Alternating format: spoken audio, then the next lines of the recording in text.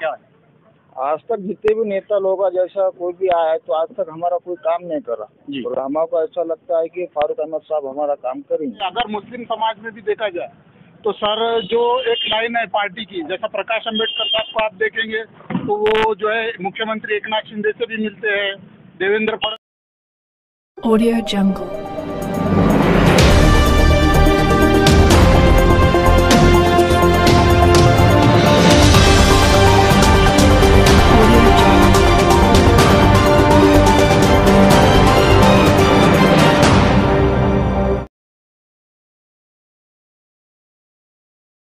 आदाब, जय Hind. 24 TV news network में आप सभी दर्शकों का फिर से एक बार स्वागत है। मैं हूं शेख सलमान।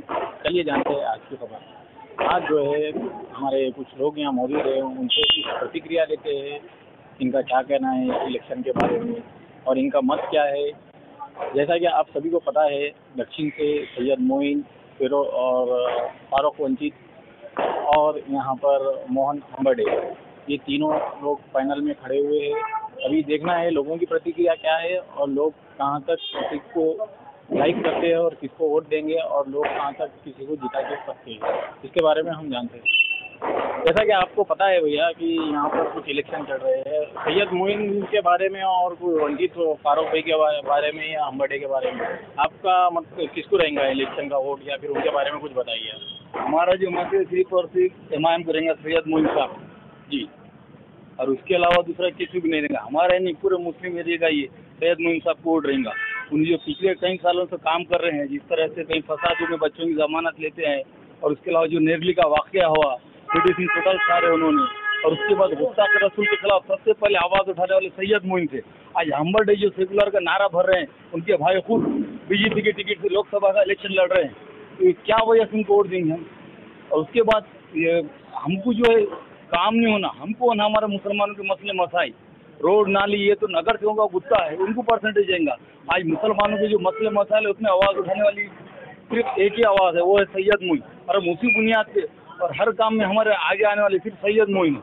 आज नांदेड़ की जो हालतें बिगड़ जाते हैं, सबसे पहले सैयद मोइन आते हैं। आज हम्बर्डे जो सेकुलर का नारा लेते हैं, उन्होंने नीतीश रानी के खिलाफ आवाज़ उठाए, ना गुस्ताख रसूल के खिलाफ आवाज़ आए, आवाज़ तो छोड़ो, एक स्टेटमेंट नहीं दी उन्होंने, ना कोई एप्लीकेशन दी। और उनके अलावा सैयद मोइन हमारे सबसे फेवरेट है।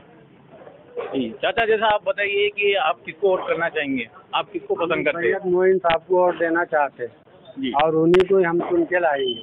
जी, कोशिश उनकी जारी है हमारी, हम उनके लिए हर चीज करेंगे, मगर वही आदमी हमारे हर बुरे वक्त में काम देते हैं और काम करते हुए आए हैं। आपकी राय क्या है? हमारी राय तो सैयद मोइन साहब ही है। सैयद मोइन साहब इसलिए यह जरूरी है कि आज के मसले के हिसाब से, जैसा माउंट बैलेंसिंग का मसला हो गया, मुसलमान की पार्लियामेंट में जैसा असद साहब आवाज़ उठाते हैं, वक्फ बोर्ड के बिल पर असद साहब ने आवाज़ उठाए, और जैसा लोकल लेवल का मसला है, सैयद मोइन साहब हर मामले में मुसलमानों के साथ में है। जैसा कहीं भी फसादात हो जाते हैं, जैसा गाड़ीपुरे में वाक़या हुआ था कुछ साल पहले, तो वहाँ के बच्चों की जमानत का और उनके वकील का सब खर्चा सैयद मोइन साहब ने दिया है। इसी तरह जैसा कहीं दवाखानों का मसला हो गया, जैसा गुज़िश्ता कई दिन पीछे चले जाए तो नेरली का वाक़या हुआ है, तो नेरली के वाक़े में जो वाहिद एक शख्सियत थी जिसने मेडिकल तौर पर और जानी जिस्मानी और पैसों के तौर पर सैयद मोइन नहीं था। बाकी के सब ये जो लीडर्स आज आ रहे हैं, ये अपनी दुकानदारी चलाने के लिए आ रहे हैं। सैयद मोइन साहब को अगर आप रात में 2 बजे फ़ोन लगाओ या कभी भी फ़ोन लगाओ, वो हर चीज़ पे लब्बैक कहने वाली शख्सियत का नाम सैयद मोइन साहब है।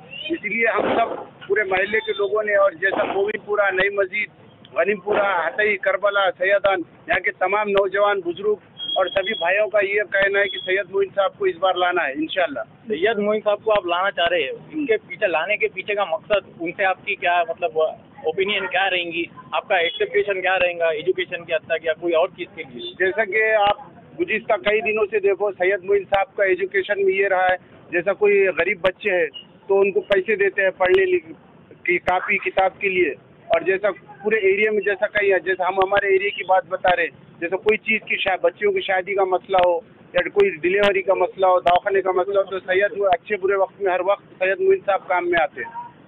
बता लिया हमारे भाई ने। जी बोलिए, क्या बोल रहे हैं? सैयद मोइन साहब को लाना है मिजिता के। जी जी। इसके बाद किसी को नहीं लेके आना। अच्छा, जैसा कुछ मुद्दे होंगे आपके कि मुद्दा ये हमारे जो सैयद मोइन जीत आज के आने तक के जो बाद आप कांग्रेस कौन ने सा जो काम काम कर- करते हैं वो गलत काम है। जो मोइन साहब जो कर रहे हैं वो काम हमको को अच्छे लगे और हर बुरे वक्त में, हर अच्छे में बुरे में सब में हाजिर रहते हो। ये कामों के लिए हम उनको आगे बढ़ा के हम जिता के दिखेंगे। आपकी कौन सी डिमांड रहेंगी सैयद मोइन जीत के आने के बाद? आम जनता के कौन से प्रॉब्लम है जो सॉल्व करेंगे? सबसे पहले तो देखो, प्रॉब्लम की तो कोई गुंजाइश ही नहीं जब तक कि नांदेड़ के अंदर सैयद मोइन वाहिद एक ऐसी शख्सियत है, जब मजलूम के ऊपर जुल्म होता तो सबसे पहले दौड़ने वाली शख्सियत का नाम है नांदेड़ ज़िले के अंदर, नांदेड़ शहर के अंदर, वो है सैयद मोइन। दूसरी बात, जब किसी मजलूम तबकात के ऊपर जुल्म होता तो हमको सबसे पहले देखने में आता है कि सैयद मोइन साहब सबसे पहले दौड़ कर जाते हैं और उन पीड़ित परिवारों को मदद करने का काम करते हैं। और जिस तरीके से एक मेरे दिली बात बोल रहा हूँ मैं, जिस तरीके से नांदेड़ के अंदर जो चुनाव को लेकर के दक्षिण और उत्तर चल रहा था, जिस तरीके से सैयद मोइन साहब ने उत्तर के अंदर टिकट मांगे थे और दक्षिण का उनका कोई कंफर्म नहीं था, तो सैयद मोइन साहब को यहाँ पर टिकट नहीं मिलने की वजह से कई कार्यकर्ताओं के अंदर नाराजगी थी और वो खामोश बैठे हुए थे। जैसे ही सैयद मोइन साहब को दक्षिण के अंदर उम्मीदवारी घोषित हुई और उनको उम्मीदवारी मिली, तो दीगर पार्टियों के अंदर जो कार्यकर्ता काम करने वाले थे, बस सैयद मोइन साहब को देख करके वो तमाम तर पार्टियों को छोड़कर सैयद मोइन साहब के साथ में शाना बशाना खड़े रहे। उसकी वजह ये है कि जब भी किसी के ऊपर जुल्म होता तो सैयद मोइन साहब सबसे पहले दौड़कर आते हैं। जैसा कि आप बताएं कि सैयद मोइन साहब को उत्तर से लेने का चल रहा था टिकट, फिर दक्षिण से लिए। बहुत सारे अपोजिशन पार्टी का ये कहना है कि मतलब जैसा फारूक भाई वंचित जो ठहरे हुए एक शख्स है, तो उनके बावजूद सैयद मोइन साहब ने जो है दक्षिण से टिकट लिया है, इसके पीछे का क्या रीज़न है? तो गुज़िश्ता 5 साल पहले जो हमारे कायद अलहाज बैरिस्टर असदुद्दीन अवैसी साहब ने कहा था कि कांग्रेस अगर से मुस्लिम को नांदेड़ से उम्मीदवारी देती है, तो असदुद्दीन अवैसी साहब ने कहा था कि हम वहाँ पर टिकट नहीं लड़ाएंगे। और गुज़िश्ता 5 साल से जो सदर मोहतरम अलहाज असदुद्दीन अवैसी साहब की बात को हम रखते हुए सैयद मोइन साहब ने वहाँ से नहीं लड़ने का फैसला किया। इसी तरह यहाँ पर जो फारूक सर जो गुज़िश्ता दिन से है, तो उनका आवाम में कोई ऐसा पकड़ नहीं है जैसी सैयद मोइन की है।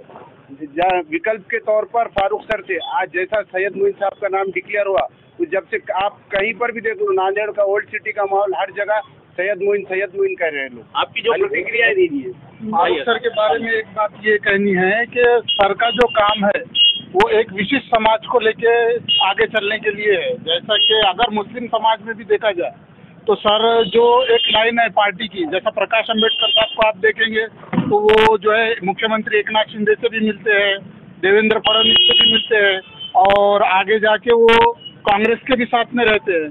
तो प्रकाश अम्बेडकर साहब की अपनी जो लाइन है, पार्टी लाइन, वो एक तरीके से, और पिछले लोकसभा चुनाव में जब प्रकाश अम्बेडकर साहब हारे थे तो उन्होंने ये कहा था कि मुसलमानों ने वोट नहीं दिया है वंचित को, जबकि आप देखेंगे तब का डेटा, तो उस डेटा के हिसाब से मुसलमानों ने बहुत ज़्यादा वोट दिए थे वंचित को। लेकिन प्रकाश अम्बेडकर साहब का स्टेटमेंट था कि वो मुसलमानों ने वंचित को वोट नहीं दिया है। आज भी वंचित के लिए जो भी काम कर रहे थे, एक विकल्प के तौर पे कर रहे थे।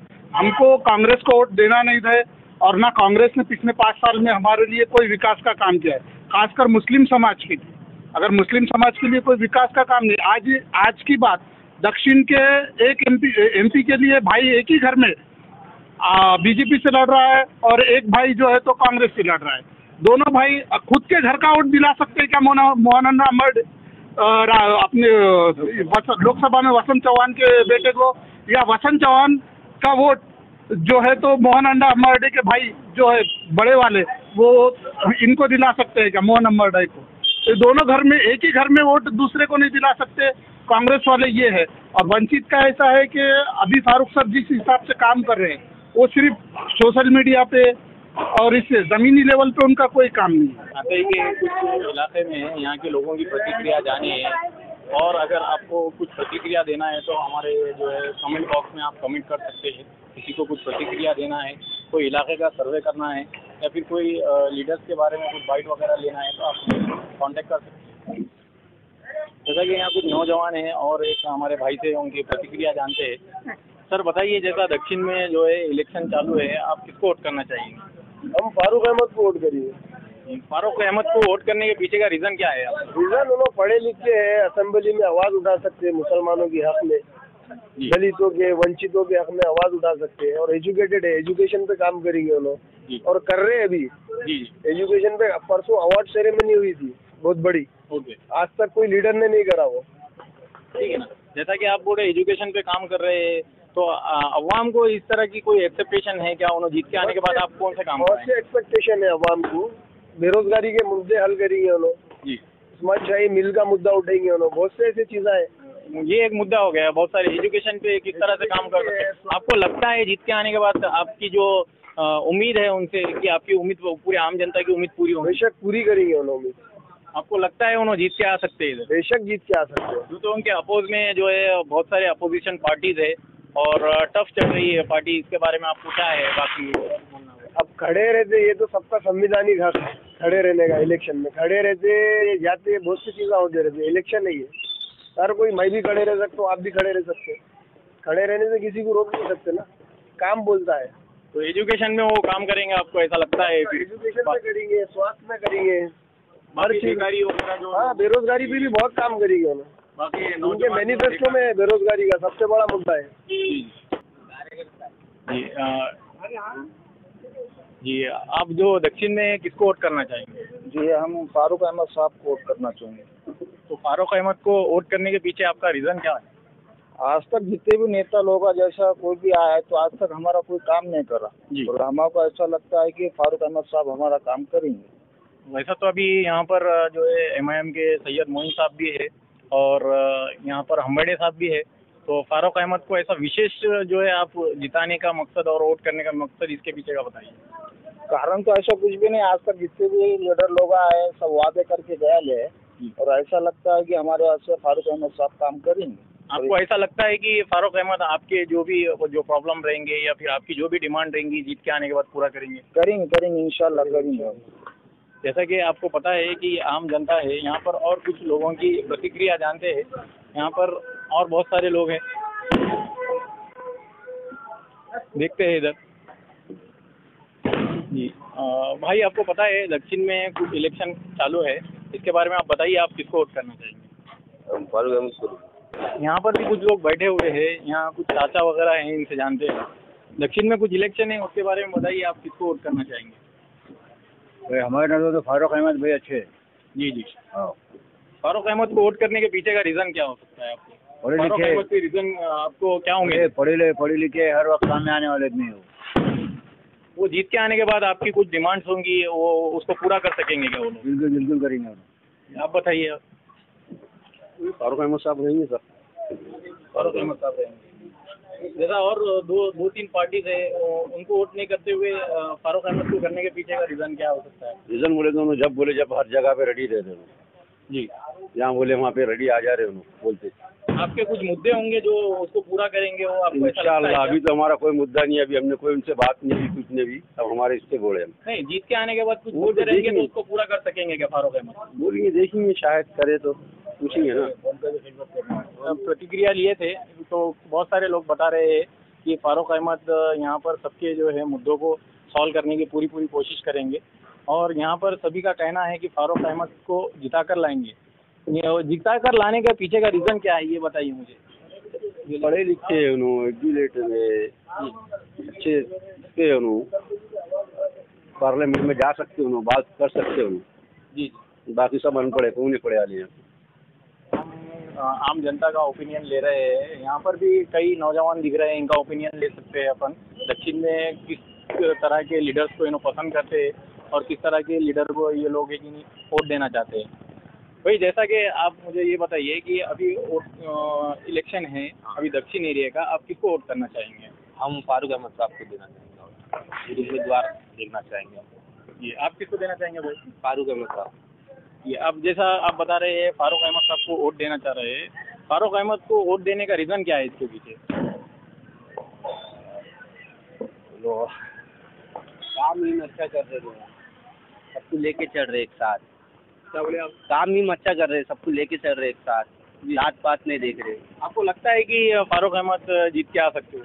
हाँ, सबको लगता है। और यहाँ पर बहुत सारी आम जनता है, जैसा कि अपन देख सकते हैं। यहाँ पर एक भाई बैठे हुए हैं, इनसे कुछ प्रतिक्रिया जानते हैं।